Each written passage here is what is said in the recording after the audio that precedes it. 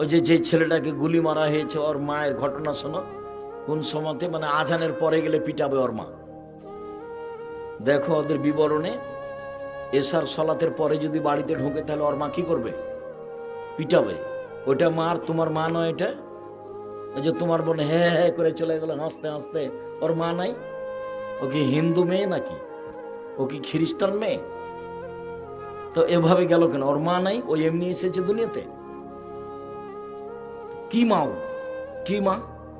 মা কাকে বলে? রাসূল সাল্লাল্লাহু আলাইহি সাল্লাম এক টানা মহিলাকে বলেছেন, মাকে বলেছেন এক টানা। যেমন আগের হাদিসটা বললেন, এক টানা বাপকে। এক, বিদ্যা শিখিয়ে দিল বাপ। দুই, শিষ্টাচার শিখিয়ে দিল বাপ।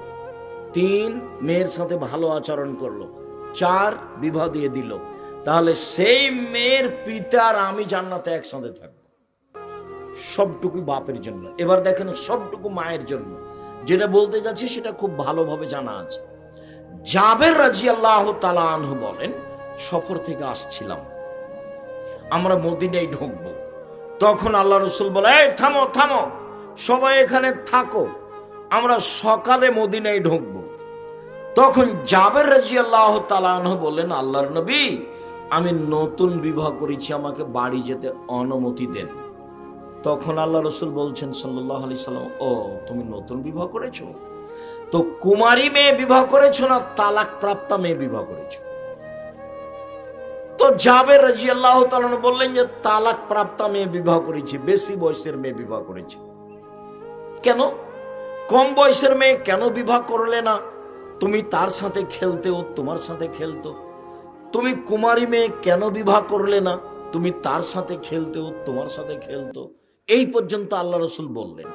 তখন জাবের রাদিয়াল্লাহু আনহু বলছেন, আল্লাহ নবী শোনেন, আমার আব্বা উহুদের যুদ্ধে শহীদ হয়েছেন, 9 জন মেয়ে রেখে আমার 9 জন বোন আছে।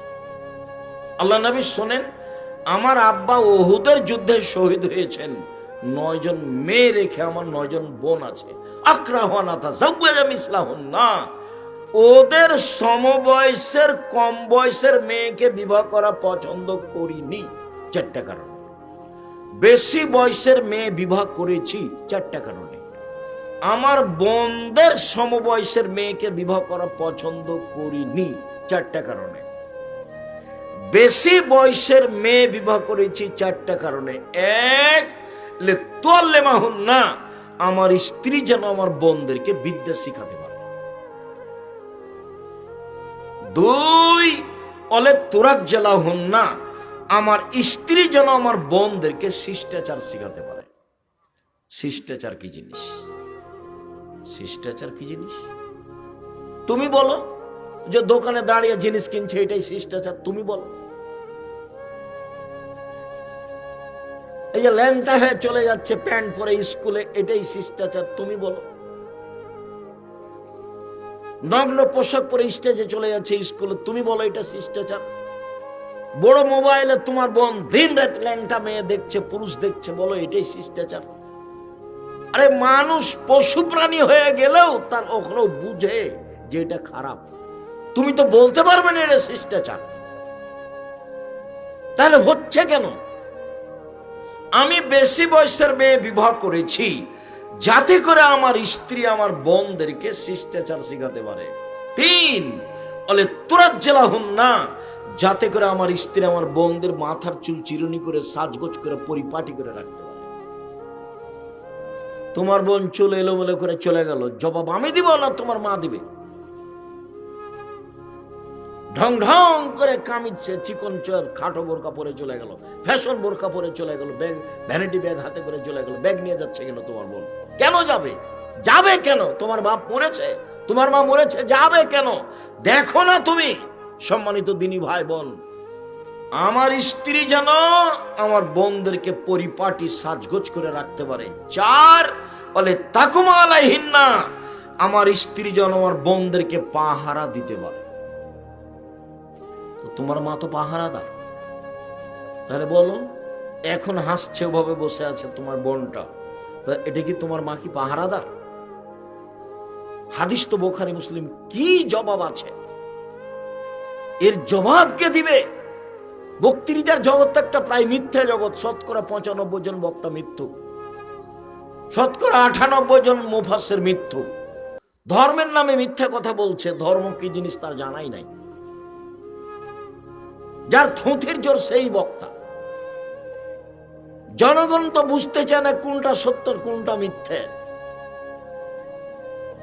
জনগণ তো হিসাব করতে পারে না ভালো মন্দ। আমি কি দিয়ে বুঝাতে পারি শিষ্টাচার কি জিনিস, পাহারা কি জিনিস? একটানা মহিলার উপরে চাপিয়ে দিলেন। এক, মাই বাচ্চাকে বিদ্যা শিখাবে। দুই, মাই বাচ্চাকে শিষ্টাচার শিখাবে। তিন, মাই বাচ্চাকে পরিপাটি করে রাখবে। চার, মা বাচ্চাকে পাহারা দিবে। তোমার বোনের হাতে একবার ছোট থেকে পুতুল আছে, বলো তো এটা কোন শিষ্টাচার? তোমাদের বাড়িতে কাঁকড়া আছে শোকেজে, বলো তো এটা কোন শিষ্টাচার? তোমার মা একটা আয়না কিনেছে, সেটা হলো কাতল মাছ, বলো তো এটা কোন শিষ্টাচার? তোমার বাপ একটা পট পায়খানা করা, ছোট তোমার বোনের পায়খানা করা একটা পট কিনেছে, যেটা ঘোড়া, বলো তো সেটা কোন শিষ্টাচার? আর তুমি নিজে দড়িয়ে বেড়াচ্ছ নির্বাচনের নামে, একটা সিগারেট খাবা সেই জন্য, একটা বিড়ি খাবা সেই জন্য, তো বলো এটা কোন শিষ্টাচার? কেন যাচ্ছ? তোমাকে আমি বারবার বলছি এভাবে তোবা করবে, এভাবে বাস দিন মজুরি করে খাই, কাউকে দেখি না। পাঁচ ওই হালাল রুজি। তিন, কোরআন তেলাওয়াত, বেশি না পারলে সূরা ইখলাস তো পারবো। সূরা ইখলাস কয়বার পড়বো? 3 বার। এটা তো পারবো। সকালে সূরা ইখলাস 3 বার পড়ে আল্লাহকে বলো, এই দেখেন কোরআন মাজিদ পড়লাম, তাও আলহামদুলিল্লাহ কোরআন মাজিদ পড়লাম। 4, আড্ডা পিটা হারাম। দোকানে যেতে হবে কিভাবে, আসতে হবে কিভাবে, মনে থাকবে না? আসসালামু আলাইকুম, আহমদ লবণ আছে? আছে। 1 কেজি লবণ দাও। মরিচ আছে? আছে। 200 মরিচ দাও। টাকা দেওয়া শেষ হয়েছে, আসসালামু আলাইকুম। এর চেয়ে বেশি দোকানে বসতে পাবেন না। আপনি বলেন যে আপনি মুরব্বী মানুষ, এশার সালাত আদায় করে মাথায় টুপি দিয়ে দোকানে বসে আছে, আর ল্যাংটা মেয়ে নাচছে, আর খবর হচ্ছে। কি খবর না করেছে? কত কথা। 40 বছর থেকে আপনি তাহাজ্জুদ পড়ছেন, সেই সব নাকি এক পাল্লাতে দেন। আর ওই দোকানে বসে খালি বললেন ওই চেয়ারম্যান তো খুব খারাপ, ওর চাল চরিত্র খুব খারাপ। এখন এইটা এক পাল্লায় দেন, দে মাপেন তো দেখি কোনটা ভারী হয়। 40 বছরের তাহাজ্জুদ এক পাল্লায় দেন, আর ওইটা যে চেয়ারম্যান খুব খারাপ, এটা এক পাল্লায় দেন, দেখি কোনটা খারাপ বেশি ভারী হয়। সুদ মহাপাপ, এটাই ঠিক। সুদ মহাপাপ, এটাই ঠিক। সুদের পাপের ভাষা এত কঠিন যে পৃথিবীতে পাপের জগতে কোনো পাপের ভাষা এমন নয়। সুদের চেয়ে বড় পাপ আছে, কিন্তু ভাষা এমন নয়। ভাষাটা আগে বলি। রাসূল সাল্লাল্লাহু আলাইহি সাল্লাম বলছেন, মায়াকুল দিরহাম রিবাহ ইয়ালাম আসাদ্দু মিন সিত্তাতি ওয়া সালাসিনা জিনিয়া। কেউ যদি জেনে শুনে 1 টাকা সুদ খায়, 36 বার জেনা করে যত পাপ হবে, 1 টাকা সুদ খেলে তার চেয়ে বেশি পাপ। আবার বলি, রাসূল সাল্লাল্লাহু আলাইহি সাল্লাম বলছেন, আর রিবা সাবুনা জুজান, সুদের পাপের 70টি ভাগ রয়েছে। ছোট ভাগ হলো মার সাথে জেনা করলে যেমন পাপ হয়। শুনুন, এই ছেলে বসো, একটু থামো।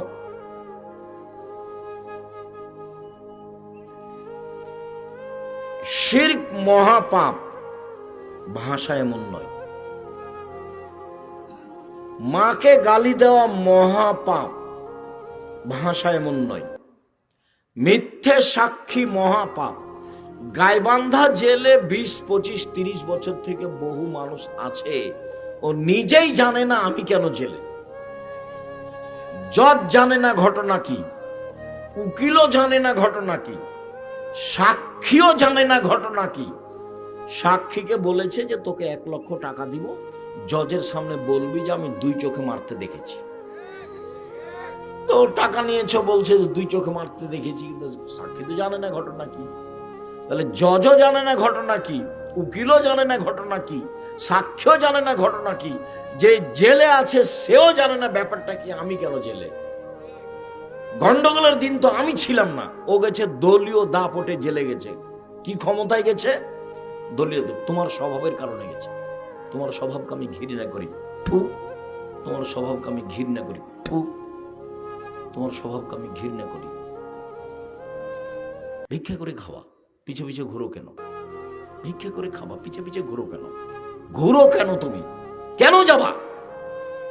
আমি ভিক্ষা করে খেতে বলিনি, মানুষের বাড়িতে কাজ করে খাবো। ভিক্ষা করে খাওয়া কথাটা দুঃখে বলেছি। ভিক্ষা জায়েজ পছন্দ নয়, ভিক্ষা জায়েজ পছন্দ নয়। সবচেয়ে ভালো উপার্জনের পথ হলো ব্যবসা। চকলেটের হোক, বাদামের হোক, তাতে আসে যায় না। ব্যবসা করে খাই, সকালে বাদাম নিয়ে বের হয়ে রাত 10টায় আসি, নিজের মতো চলি, নিজের মতো খাই, 5 ওয়াক্ত সালাত আদায় করি, হালাল রুজি করি, বাস শ্বাস চলে যাবে, দুনিয়া থেকে বিদায় হয়ে যাব, কোনো ঝামেলা থাকবে না। জোর করে টাকা আদায় করেছ, চাঁদাবাজি করেছ, দলীয় দাপট দেখিয়েছ। গাইবান্ধা জেলে 20-25 বছর থেকে জেলে আছে, নিজেই জানে না জেলে কেন। তুমি করেছ, তুমি দলীয় দাপটে তাকে জেলে দিয়েছ।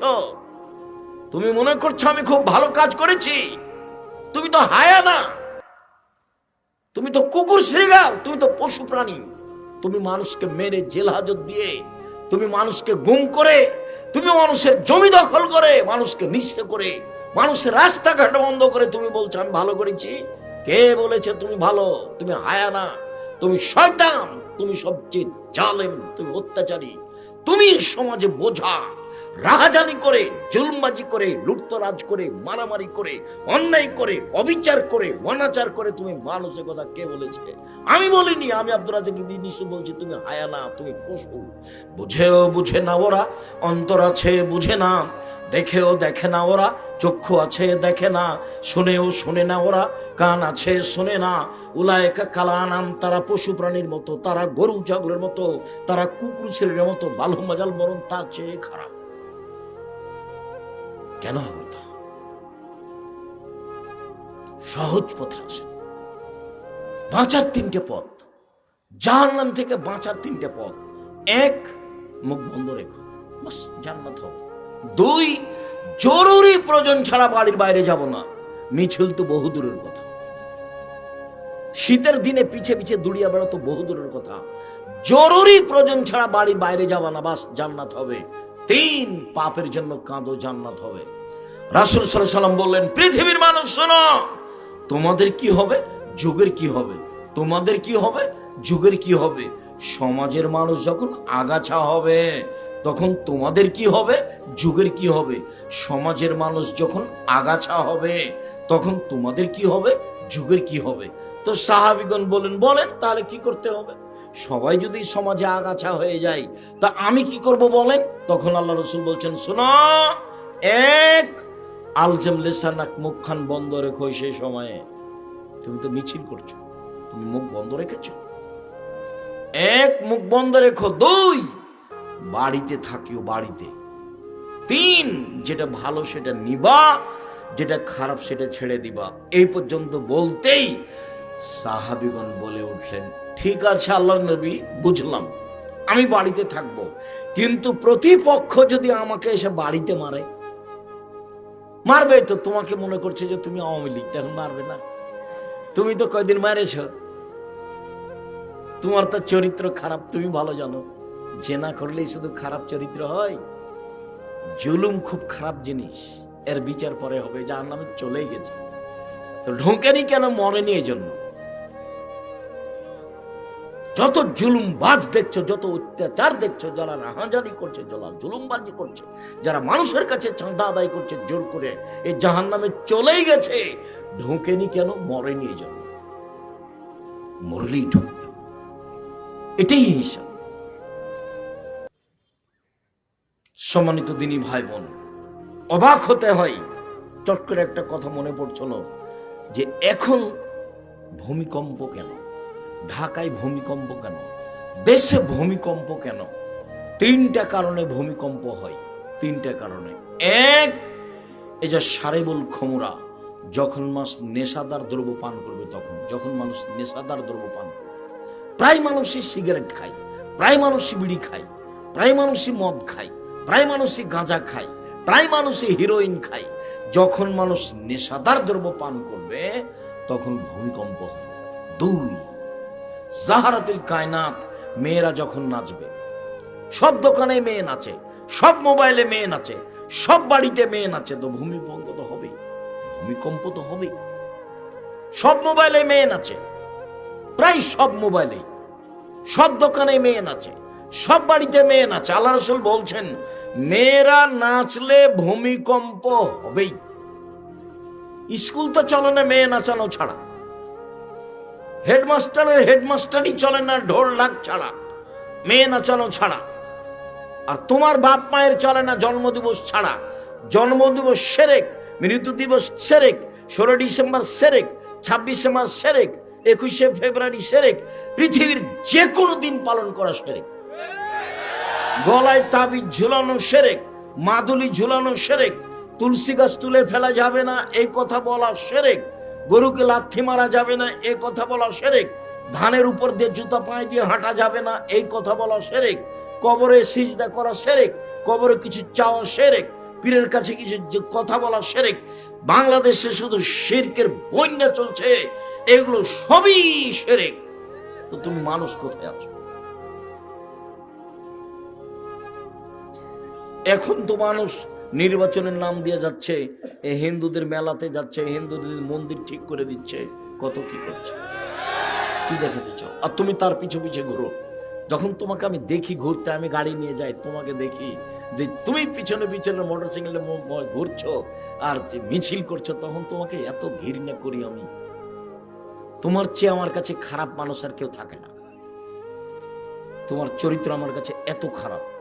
তোমাকে আমি 30 বছর থেকে বলে আসছি সহজ জীবন, বারবার বলছি সহজ জীবন, 5 ওয়াক্ত সালাত, হালাল রুজি, কি দিন মজুরি, সহজ জীবন, হালাল রুজি, কি বাদাম বিক্রি।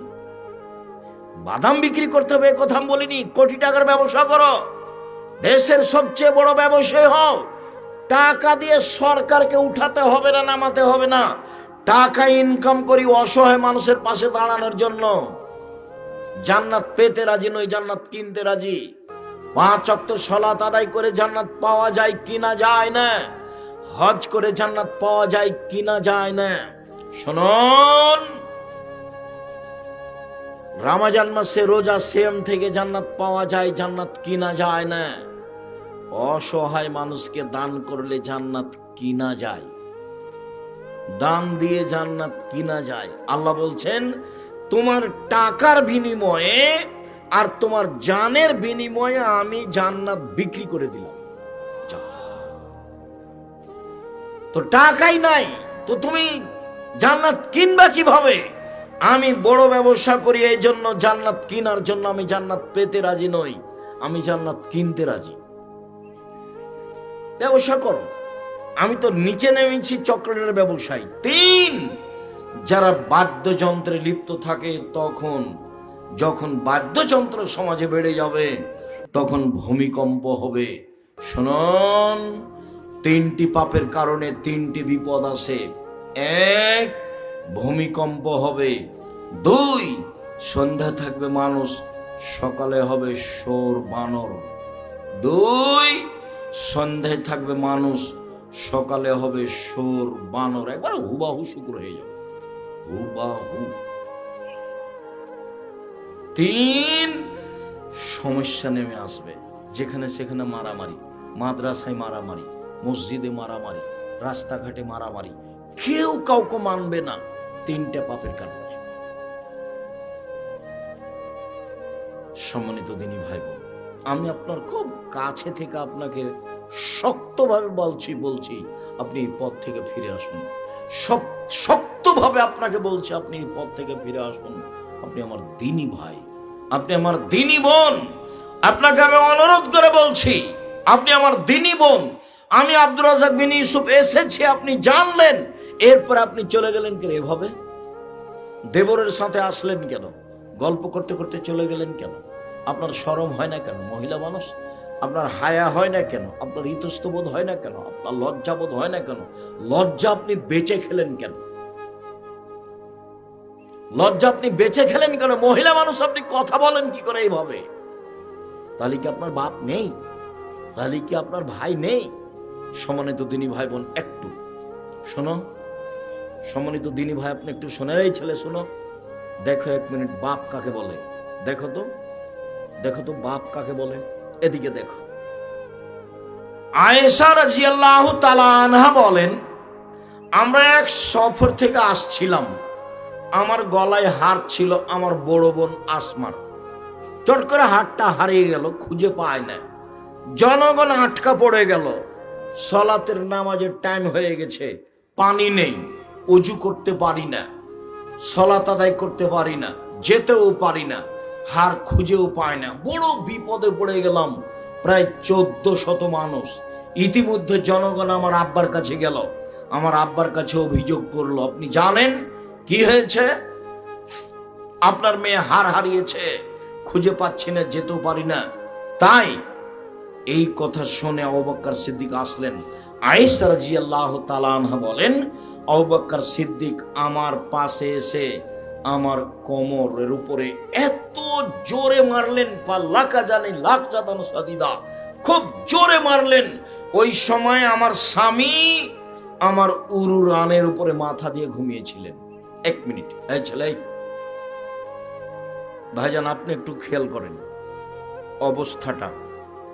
আমাদের দেশের গতিতে, আমাদের গায়বান্ধার গতিতে, শ্বশুর যদি ঘরে গিয়ে দেখে যে জামাই মেয়ের উরু রানের উপরে মাথা দিয়ে ঘুমিয়ে আছে, তো শ্বশুর আগিয়ে যাওয়া তো দূরের কথা, এইভাবে ঘুরবে, পাল্টা এভাবে ঘুরবে। কথা বুঝাতে পারিনি মনে হয়, বাস্তবতা। মানে শ্বশুর আগিয়ে যাওয়া তো বহু দূরের কথা, দেখলে কি হবে, এইভাবে ফিরে আসবে। তো আয়েশা রাদিয়াল্লাহু তাআলা আনহা বলেন, আমার আব্বা আসলেন, তখন আমার স্বামী আমার উরু রানের উপরে মাথা দিয়ে ঘুমিয়েছিল।